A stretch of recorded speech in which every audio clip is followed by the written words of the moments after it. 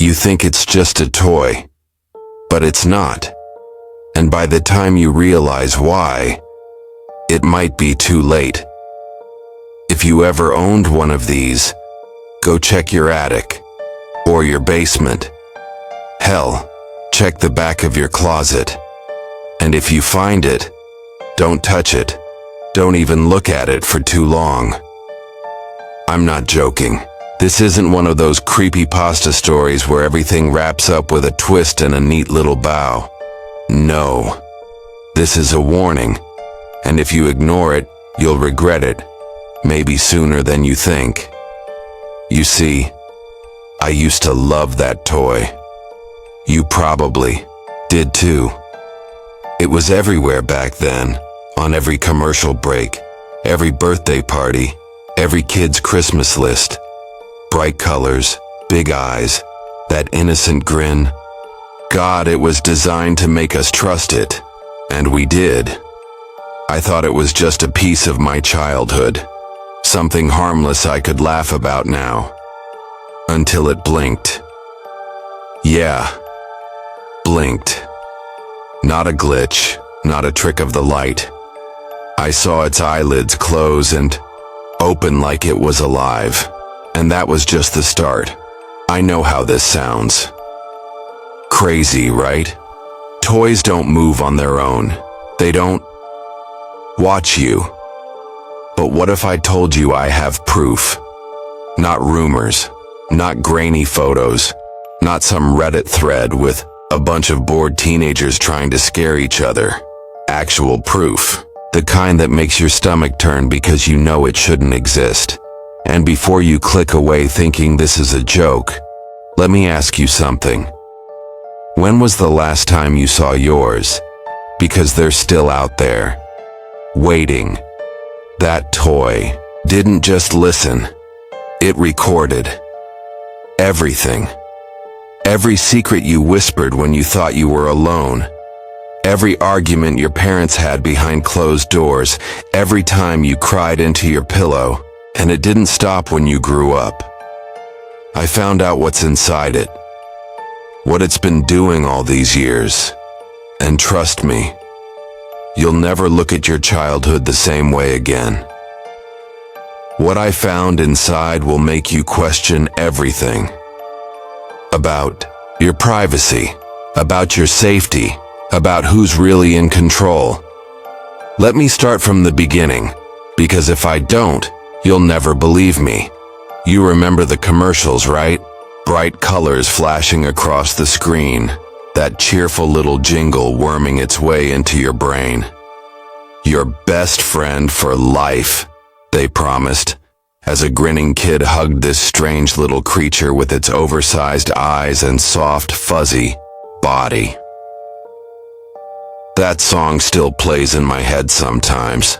It's not even nostalgia. It's like an infection that never left. The toy was everywhere. Every birthday party, every holiday commercial, every single kid on the block had one or wanted one. It came in a rainbow of colors.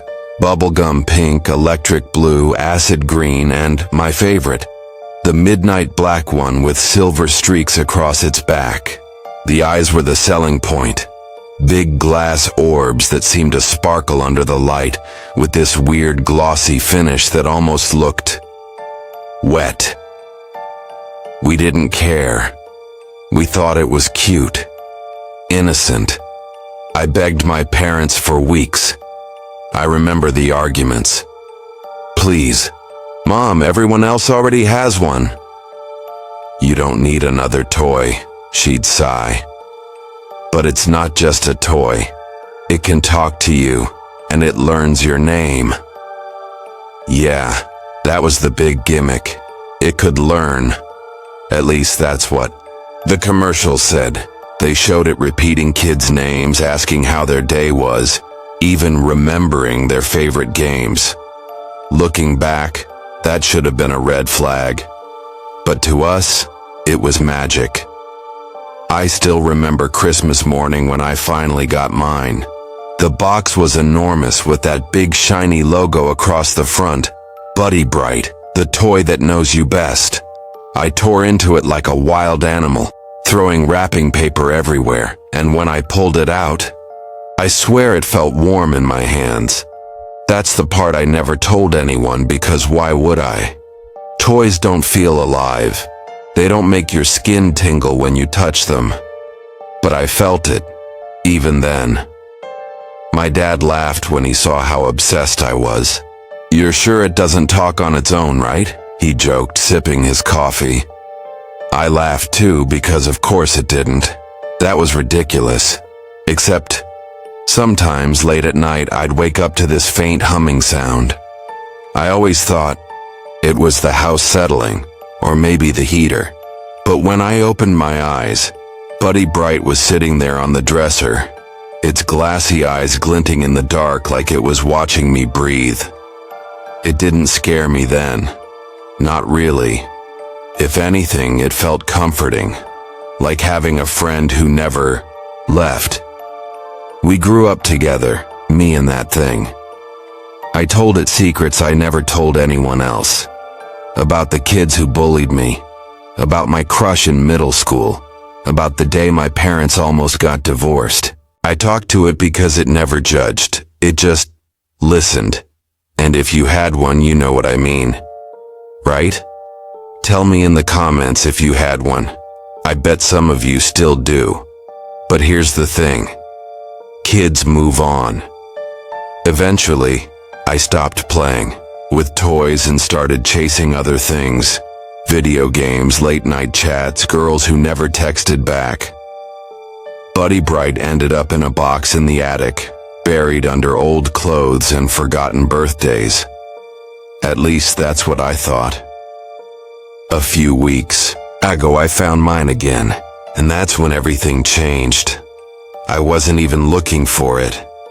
I went up to the attic for something else. Old photo albums maybe, or that box of winter coats I keep meaning to donate. You know how it is. You tell yourself you'll be up there for 5 minutes and suddenly you're knee-deep in cardboard time capsules from a life you barely remember. That's when I saw it. The box was half crushed, its sides caving in under the weight of everything stacked on top. A torn corner revealed that familiar flash of midnight black fur with the silver streaks running across its back. My Buddy Bright. I actually laughed at first. Honest to God, I laughed. It was like seeing an old friend after years apart. Someone you never thought you'd run into again. I pulled it out carefully, brushing off layers of dust and cobwebs. It looked different. Not just worn, but wrong. The fur felt stiff, almost brittle, like something that had been sitting in a damp cellar instead of an attic. One of the eyes, a perfect glass marble when I was a kid, was scratched, the glossy surface fractured into tiny spiderweb lines. But the other eye, it was flawless. Too flawless. The way it caught the light made it seem like it was staring at me. And then I heard a faint sound, so soft I thought I imagined it. Like a tiny click coming from inside the toy. I froze, holding it inches from my face, waiting. Nothing. Silence so deep I could hear my own heartbeat thudding in my ears. I told myself it was just plastic shifting after years of neglect. Old springs creaking. Toys do that, right? Still, I set it down on the workbench and backed away a little faster than I care to admit. That night I couldn't sleep. Not because I was scared, at least. That's what I told myself. But because I couldn't stop thinking about it. How strange it looked. How heavy it felt in my hands. How the eye almost seemed to follow me as I carried it downstairs. Around 2 a.m., I heard the clicking again. At first I thought it was coming from the attic, but no, the sound was closer. Softer, like a watch ticking from the other side of the room. I sat up in bed, every nerve in my body suddenly awake. The Buddy Bright was sitting on my desk exactly where I'd left it. Unmoving. Innocent. I stared at it for a long time, waiting for, I don't know what. A twitch, a blink, anything to confirm that something wasn't right. But it just sat there, bathed in the pale glow of the streetlight filtering through the blinds, its good eye gleaming like a drop of oil. And then, I swear on my life, I saw its head tilt, just slightly. So small a movement I almost convinced myself I imagined it. Almost. I wanted to laugh, to tell myself it was nostalgia messing with me, making me paranoid over a lump of plastic and fur. But I was wrong. There was something inside, the toy. Something no one was supposed to see. So I opened it. The screws were rusted, but not enough to stop me. I dug through my old toolbox, found the smallest Phillips head I owned, and started twisting. Each turn made this faint groaning sound, like the toy didn't want to come apart. When the last screw fell, I expected to see cheap wiring, maybe a small voice box. You know, the kind that plays a tinny, "I love you" when you press its stomach. That's what should have been inside. It wasn't. The first thing I saw was a lens, not a sticker, not a toy accessory. A real lens, glass, embedded deep in the hollowed skull, aimed perfectly through that flawless eye. Around it was a mess of wires, but not the kind I remembered from old electronics. These were sleek, thin, almost organic, coiling around a black chip the size of a quarter. It looked expensive and new. My stomach knotted. This toy came out in the mid-90s. Nothing in here looked like it belonged to that era. Hell, some of it looked like it didn't belong anywhere I'd seen before. I picked up the chip, holding it to the light. A string of numbers and letters was etched into the surface. Tiny, sharp, deliberate. A serial number. I don't know why, but seeing that number made my throat go dry. Like suddenly this wasn't just a toy. It was a product. A prototype. Something designed for a purpose no kid was supposed to understand. That's when the memories hit me. I was 9 years old, playing in the living room while my parents argued in the kitchen.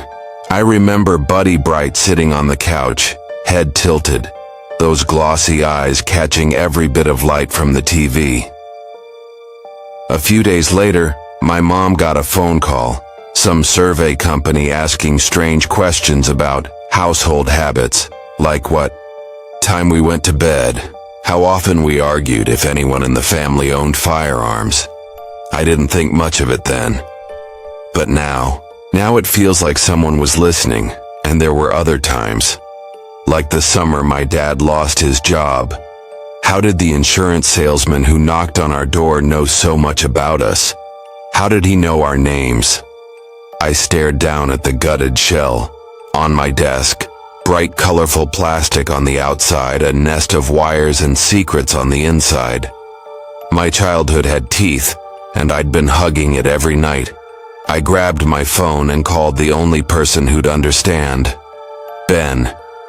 He grew up on the same street, had the same obsessions, the same Buddy Bright sitting on his shelf for years.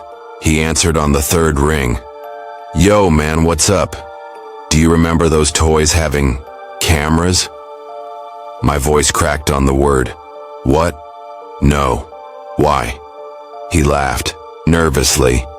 "You've been watching too many conspiracy videos, dude." I'm serious. I opened mine.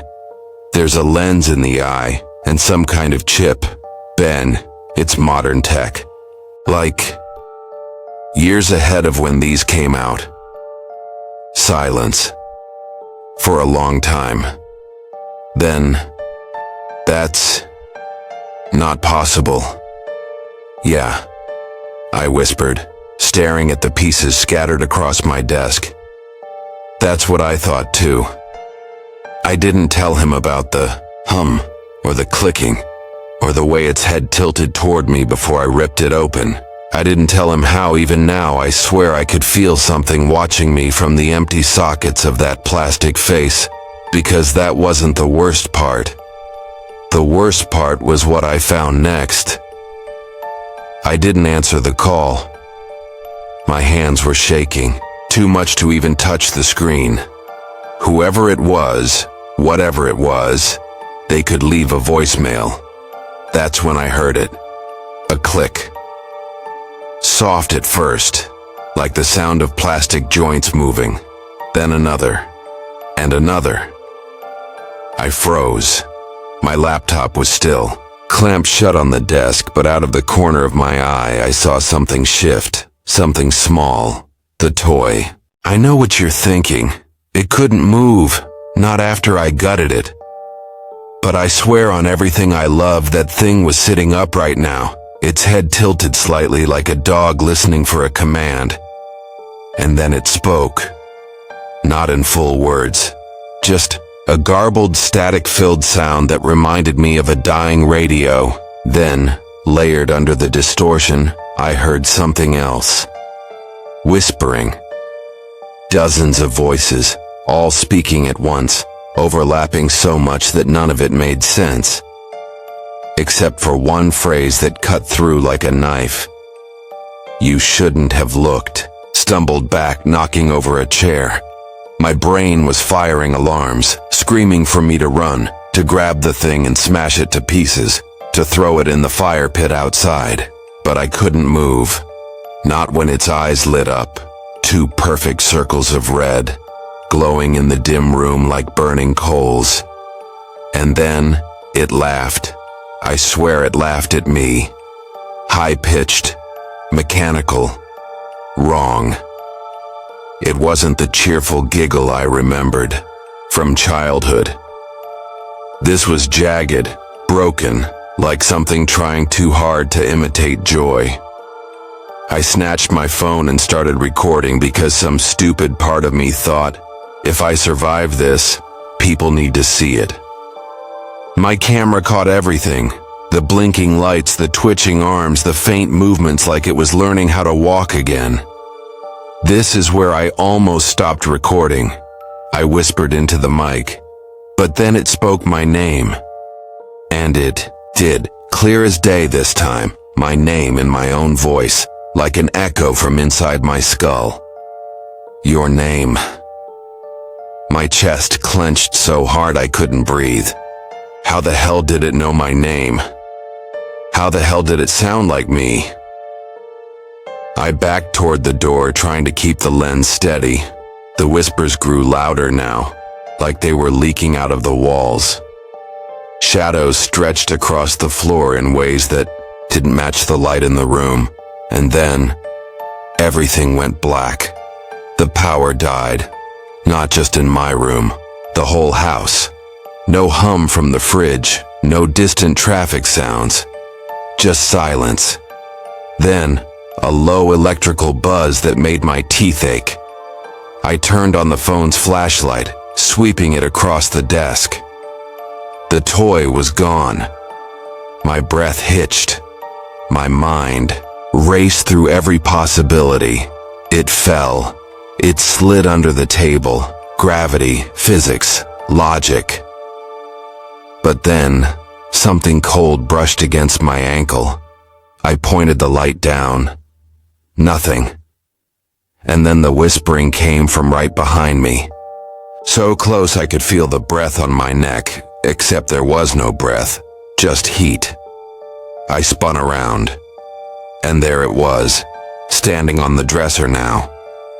The wires I'd ripped out earlier were dangling like veins, twitching on their own. Its head rotated, 180 degrees with a slow grinding sound, and the eyes, they weren't just glowing anymore. They were pulsing, almost alive. That's when it said something that froze the blood in my veins. You opened me. The voice wasn't synthetic anymore. It wasn't mine either. It was something else. Something old. Something hungry, and in that moment I realized the truth. This wasn't just tech. There was something else inside it. Something that had been waiting for years, decades, for someone stupid enough to set it free. I lunged for the door, but it slammed shut before I could touch it. Not gently, violently, like someone on the other side had kicked it closed. The light flickered on my phone. For a split second, I saw the toy leap off the dresser in a blur of motion that no plastic joint should allow. The flashlight cut out before it hit the ground, and the last thing I heard before everything went silent again was that laugh. Sharper this time, layered with voices that didn't belong in this world. I don't remember running to the desk. I just remember slamming the toy down like it was a dead rat and tearing at the wires until the chip came loose. It was small. Too small for something that had just hijacked my life. But when I jammed it into the laptop's adapter, the screen lit up with a single directory. Encrypted dozens of files, each labeled with long strings of numbers and letters like serial codes. My fingers flew across the keyboard. Whatever this was, I had to know, I had to see. Decryption took seconds. That was the first red flag. No encryption that complex should crack that fast, not unless it wanted me to open it. The first file was a video. My pulse spiked as it loaded. It wasn't just static. It wasn't corrupted test footage. It was a room. My room. From years ago, I knew that wallpaper. I knew that bedspread with the faded cartoon characters. That was my childhood bedroom. And the camera angle, it wasn't from a corner or a phone propped on a shelf. It was low near the floor, like it was filmed from something small, like a toy. I scrubbed through the footage, my stomach knotting tighter with every frame. It was me, playing, sleeping, laughing at nothing. No, not nothing. I was laughing at it clip after clip, all from impossible angles, all inside a room no one but me and my family should have had access to. There were dates in the corner of every video, late 90s, early 2000s. I was maybe 6 years old in the first one, 8 in the next. How could this even exist? I didn't even remember having this toy for that long. Then I opened another file. My voice cracked the silence when I whispered. No, it was my parents, sitting in the living room, talking in hushed tones. My mother looked worried. My father was pacing, and in the reflection of the TV screen, I saw it. The toy, sitting on the coffee table, facing them, recording. I slammed the laptop shut, but my curiosity was a venom I couldn't stop drinking. I opened it again. Another file, and another. Then I saw the last one. The timestamp made my blood run cold. Today. The file opened without delay, and there I was, lying in bed, my hair messy, the blanket pulled to my chin, breathing slow and steady, like I'd been asleep for hours. Except I hadn't. I'd been awake all night. I'd been tearing apart this thing, combing through dark forums, unraveling conspiracies. So when was this filmed? And then I saw the detail that shattered every thread of logic left in my mind. The angle. It was filmed from inside my room near the floor just like before, and the red light in the corner of the frame. Blinking. Watching. I stopped breathing. I spun around so fast the chair toppled over. The room was empty, or at least it looked empty. I hovered the cursor over the folder list again. There was one folder I hadn't clicked yet. It wasn't labeled with numbers. It didn't look encrypted. It had a single word. Next. My throat tightened. My brain screamed to shut the laptop, to run, to get in the car and never look back. But my hand didn't listen. I clicked it, and I wish I never did. I shouldn't have clicked it. I knew I shouldn't have, but curiosity is a cruel mistress. The folder labeled Next opened instantly. No lag, no decryption delay, nothing. And what I saw made my blood freeze. It wasn't just another video file. It was a live stream, a live feed, from my room. Only, it wasn't exactly my room. The angle was different, lower to the ground, closer to the dresser. Shadows stretched differently across the walls, and the furniture. It was just slightly off, not like it had been moved. It was like I was seeing a mirror of my room, but twisted, wrong, uncanny. I froze, fingers trembling over the mouse, and then I saw it. Not the Buddy Bright I had disassembled and thrown aside hours ago, but another one. Sitting upright on the corner of my desk. Eyes wide, glassy, reflecting the faint glow of the laptop screen. It hadn't been there before. I swear to God it hadn't. My heart thudded like it was trying to escape my chest. The toy shifted slightly, just enough to tilt its head toward me on the screen. And then my stomach dropped. Its eyes weren't just following me. They were tracking me. Every tiny movement I made, every twitch of my fingers, every blink.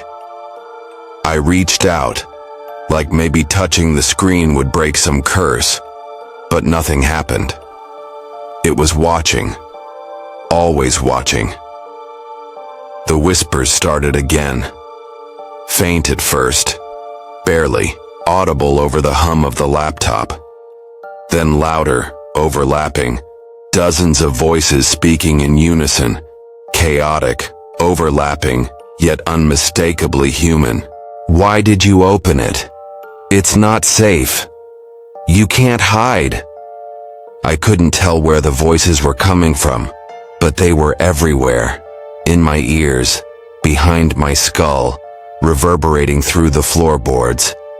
I backed away from the laptop, knocking over a stack of papers. The toy in the feed twitched almost mockingly. I told myself it was impossible, that it was just a recording glitch.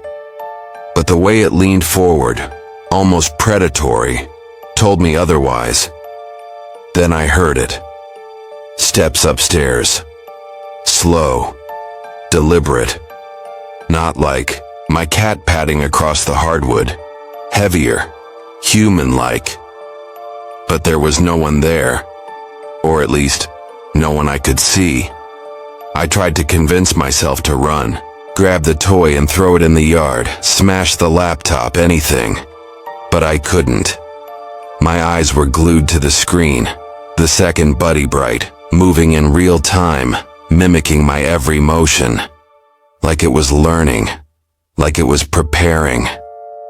I whispered, almost too softly to hear, "What do you want from me?" The reply came almost immediately, but not in words. A sound.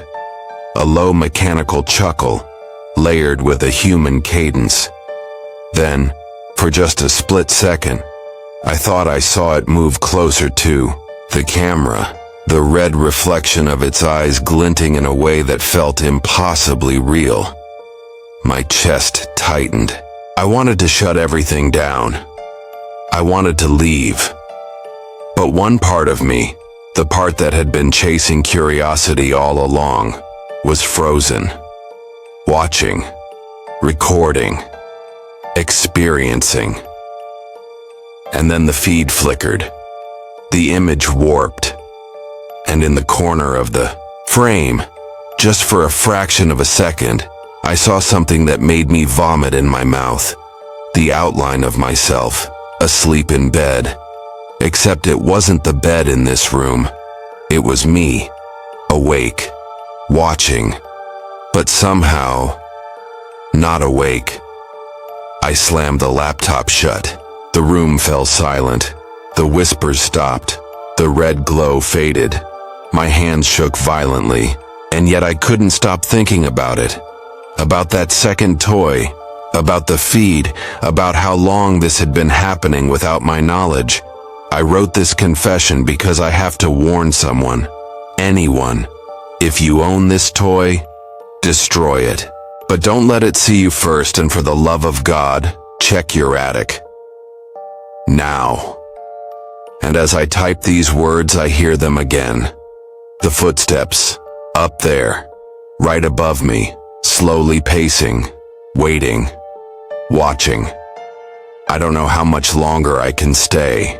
Here, I don't know what's real anymore. If you had one, if you still have one, I'm sorry. I hope you survive. Because I